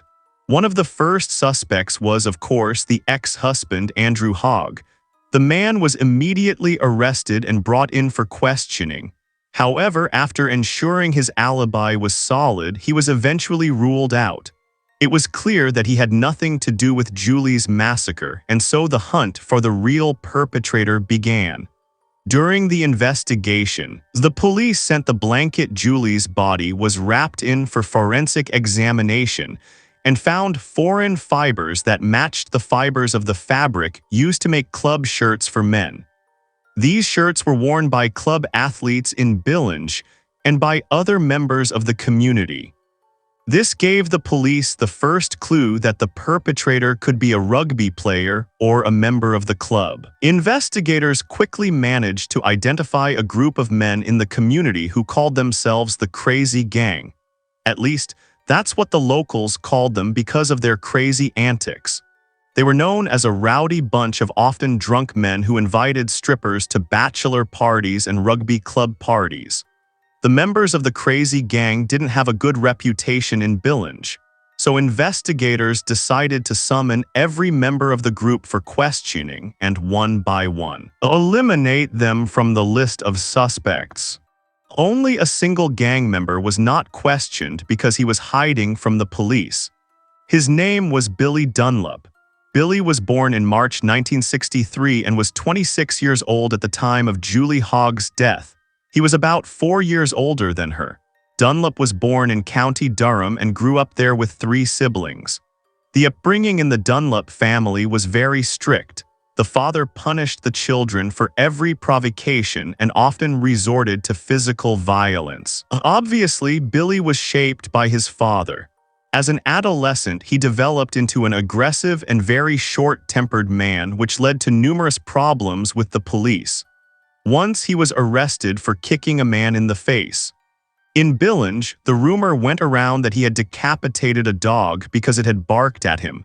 Whether this was actually the case is not known, but many people in the town were simply afraid of him. Billy was instantly furious and aggressive if provoked in any way. Most importantly, however, Dunlop had previously known Julie Haw, and they even had an affair after the woman separated from her husband. It ended very quickly because Julie didn't want a serious relationship. At the time of her death, Billy lived literally around the corner from Hawk's house in Greenshaven. He rented a room in his friend's house. All these circumstances immediately made Billy Dunlop the prime suspect. Investigators began to find out what the man was doing on the night Julie was attacked to determine if he had the opportunity to commit the crime. On the evening of November 15, while Hayog was working at the pizzeria, Billy Dunlop was relaxing at a bachelor party at the Billinger Rugby Club with the rest of the crazy gang. They had, as usual, hired a stripper to perform for them while the men drank alcohol. Billy, who had drunk a bit too much, climbed onto the stage with the dancer and tried to have sexual intercourse with her, which frightened her. When they began to pull him off the stage, he got into a brawl with several men. The club's security threw Dunlop onto the street.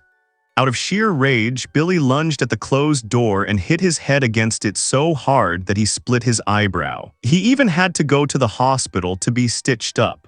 Dunlop left the clinic on November 16 around 2:30 a.m., so approximately the time a colleague drove Julie home after her shift. The police therefore tried to find out where Billy spent the rest of the night.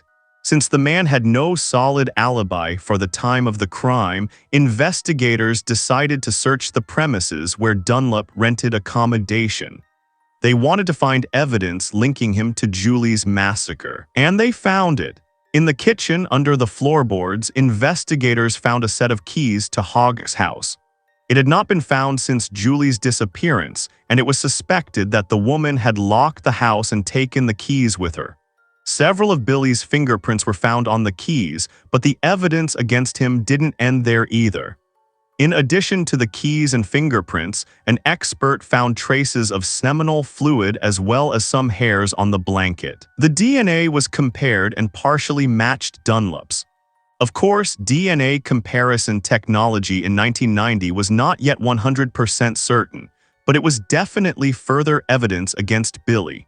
During Julie's autopsy, the medical examiner concluded that the woman had been forced to have sexual intercourse before her death. However, the official cause of death remained unclear, as the body had lain under the bathtub for several months and was severely decomposed. Most likely, it was strangulation. Based on the evidence found, Billy Dunlop was arrested and charged with killing Julie Haw. He denied any involvement in the young woman's death.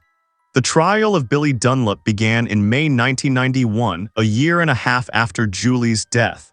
The prosecution presented its evidence, which clearly pointed to the defendant's guilt. However, the lawyers claimed that Billy Dunlop had been framed, asserting that the police had planted Dunlop's DNA to pin an unsolved crime on him. They also tried to cast Julie in a bad light, claiming the victim was an irresponsible young woman with a promiscuous sex life. According to the defense, HCK had dated various men after separating from her husband, including Dunlop, but that didn't mean he was the one who sent her to the other side of the world. Billy's trial essentially became a condemnation of the victim. The lawyers even blamed the dead woman for her own death, as if nothing would have happened to her if she hadn't been so promiscuous. This was the vilest of all defense strategies, blaming the victim for the crime. Billy Dunlop also testified during the trial. He insisted that he was clean before the law and had nothing to do with Julie's death. He was so convincing in his speech that, despite all the evidence against him, the jury could not reach a unanimous verdict. For this reason, the judge had to order a retrial. With a new jury, Julie's family had to endure the entire grueling process a second time. The next trial began about 5 months after the first, in October 1991. Unfortunately, the result was the same. The new jury was unable to reach a unanimous verdict.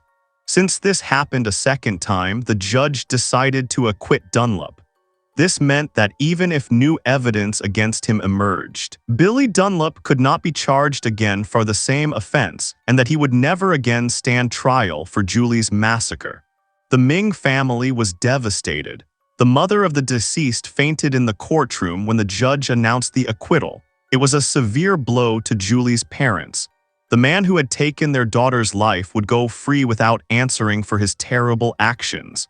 They knew he was the one who had taken their child's life, and now they heard he would get away with it unpunished. It looked as if Julie would never receive justice due to the British double jeopardy law. This law has been in force in England and Wales for about 800 years and was intended to prevent the police from abusing the justice system if a trial did not yield the desired result after an acquittal. Billy Dunlop gave a television interview in which he again protested his innocence and expressed his wish that the police reopen the case and find the real murderer. But that was not what Julie's family heard.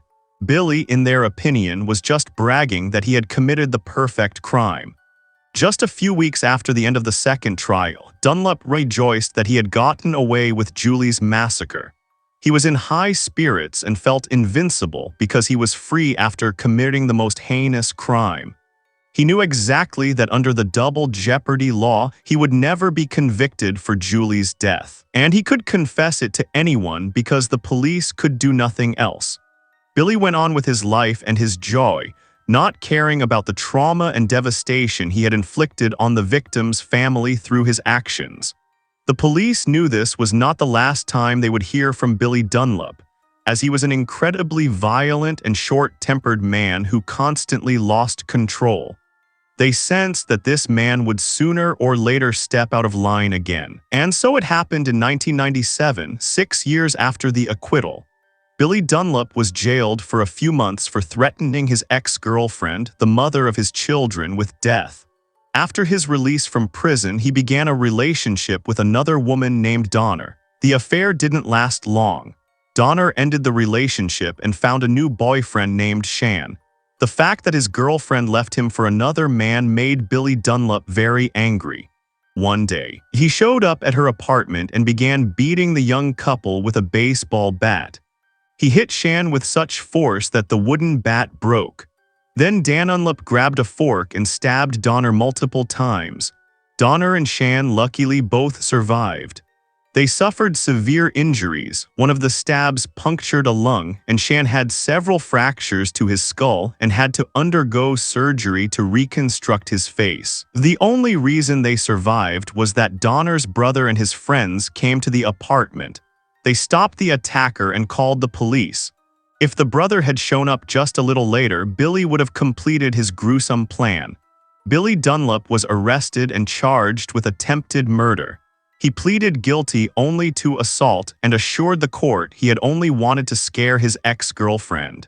He was eventually sentenced to only 7 years in prison. While Dunlop was behind bars, he wrote a letter to Donner, threatening to do the same to her as he had done to Julie Hogg as soon as he was out. Donner immediately handed the threatening letter to the police, but due to the double jeopardy law, the authorities could do nothing in Julie's case. The investigators now knew with certainty that the man was guilty of the massacre and decided to charge him under a different article related to the offense, perhaps for perjury. If the police had somehow managed to elicit a confession from Billy Dunlop himself regarding Hogg's death, they would have been able to build a case against him and even prosecute him. At least that would have been a form of justice for Julie and her family. The investigators devised a plan. They learned that Billy had befriended one of the female prison officers while he was in prison for the attempted murder of Shan and Donner.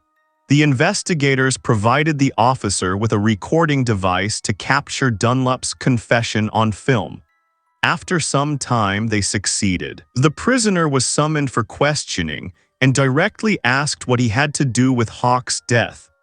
Billy, knowing that the law would not allow a reconviction for this act, honestly confessed that he was the one who had put Julie in her grave and even told how it had happened. Dunlop sat directly opposite the police officers and calmly recounted the terrible events of that night of November 16, 1989. After Billy left the hospital where his split eyebrow had been stitched, he went to his friend Mark, who lived on Grinch Avenue, but Mark was already asleep. The light was on in Hogg's house. Billy knocked on the door. Julie opened it, let him in, and offered him a cup of tea. They talked for a while as they sat in the kitchen, but then the woman started teasing him about his stitched eyebrow and his black eye. Billy became furious. The not entirely sober man lost control of himself, jumped from his chair, grabbed her by the throat, and strangled her to death. Dunlop did not want to comment to the police on how or when exactly he had sexual intercourse with the homeowner. However, he admitted that he took her life, then wrapped her in a blanket, and decided to hide her under the bathtub by unscrewing a panel. Billy cleaned the house to eliminate fingerprints and took the keys. He planned to return later and move the body to a safer place, which, however, he did not do. After the recorded confession, Dunlop was charged in 2 trials with perjury under oath. Julie's family hoped that he would receive the maximum possible sentence for this, to bring some measure of justice for their daughter. However, Billy was sentenced to only 6 years in prison for perjury. That was another disappointing result for the deceased's parents. But Julie's mother, Anne, transformed this pain and disappointment into determination. She didn't want to give up and allow this monster who had murdered her beautiful daughter to live on peacefully. The woman decided to do everything possible and impossible, but she would achieve justice in Julie's memory. The only way to ensure Billy Dunlop received the punishment he deserved was to change the double jeopardy law in Great Britain, and for that, Anne was prepared to sacrifice her own life. Julie's mother, who had just recovered from the shock of the trial, began a campaign to change the 800-year-old law. First, she met with the local Member of Parliament and then Home Secretary Jack Stowe. Then she wrote a letter to the Law Commission for England and W and appealed to everyone who could help her in the fight for justice for her daughter. Anne also brought her campaign to the attention of the media and gave several television and radio interviews to gain as much public support as possible. Finally, she managed to take her campaign all the way to Parliament and the House of Lords. The woman participated in every debate to make her point of view on amending the law clear. The mother of the young woman who died had campaigned for several years. Despite all the setbacks she had to endure, she never gave up. And all the hard work finally paid off. The double jeopardy law was finally amended and came into force in April 2006, 17 years after Julie was murdered. Anne Ming had fought for this for more than a decade and a half. The amendment meant that offenders like Billy Dunlop could now be re-indicted and retried for the same offense if the police had compelling new evidence that was not available during the original investigation. This could, for example, be evidence related to the development of new technologies in forensic science, such as DNA matching. Fortunately, it was decided that the law change would be retroactive, meaning it would not only apply to future offenders but could also be applied to older cases, like the Hogg case. Now Anne was finally on the way to putting the man who had taken her daughter's life behind bars forever. When the double jeopardy law was repealed, the police already had new and incriminating evidence against Billy Dunlop, especially his numerous confessions to various people. Dunlop, protected by the double jeopardy law, did not suspect that all this bragging would backfire on him. Before the police could charge Billy, they had to have the original acquittal overturned. In May 2006, they appealed to the court and very quickly achieved the overturning of the verdict. When Dunlop was charged with the massacre of Julie Haw, he initially pleaded not guilty. Later, however, he changed his plea and pleaded guilty, hoping for a lesser sentence. In October 2007, Billy Dunlop was sentenced to life imprisonment for the murder of 22-year-old Julie Haw. He would only be eligible for parole 17 years later. Billy Dunlop was the first person in the United Kingdom in 800 years to be tried for the same offense. The case went down in British history, and that is to the credit of Julie's mother, Anne Ming. Without her, the young woman would never have obtained justice for the terrible loss of her life. The law change also helped many other victims' families to obtain their rights. Since Minnink's campaign, the law change has led to more than a dozen convictions. This woman can be incredibly proud of herself. Her hard work was recognized in October 2007 when King Charles awarded her the Order of the British Empire at Buckingham Palace. Julie's son Kevin was just 3 years old when his mother was taken from him. Due to his age, the boy couldn't remember her at all and only knew her from old photos in the family album. Andrew, Julie's ex-husband, decided not to tell his son exactly how his mother had died. He explained she had died in an accident when she came out of the bathroom. The father didn't want to further affect the child's sensitive psyche, but Andrew couldn't shield his son from this information for the rest of his life. As a teenager, Kevin learned the truth from his classmates. Friends told him that his mother hadn't died as a result of an accident but had her life taken. At this point, Andrew and the rest of the family decided it was time to tell Kevin the truth. The father's attempt to shield his son from the terrible story proved to be a terrible trauma for the teenager. Kevin was shocked that the true reason for his mother's death had been withheld from him. It is suspected that Julie's life was not the only one stolen by Billy Dunlop. He was suspected of killing another woman, 18-year-old Tina Ball, who disappeared in June 1989, just a few months before Julie Hack's disappearance. Tina was camping with her younger brother in a tent in a garden near her home in Billinge. She had gone to a local shop to buy sweets for John but did not return. She simply vanished. Tina's remains were discovered 10 months later on an undeveloped plot of land near her home. One of the last people Tina was seen alive with was none other than Billy Dunlop. Despite extensive police investigations, the case remains unsolved to this day. Many believe that Dunlop probably had more victims that simply no one knows about. Today, he is 60 years old. His minimum sentence of 17 years recently ended in June 2024.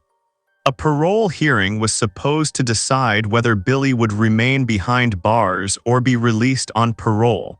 However, the Ministry of Justice has postponed the hearing indefinitely. The story of Anne Ming and her years-long fight for justice has inspired many people through her perseverance. She has proven that a mother's love is boundless and can work wonders. Thank you for watching and take care.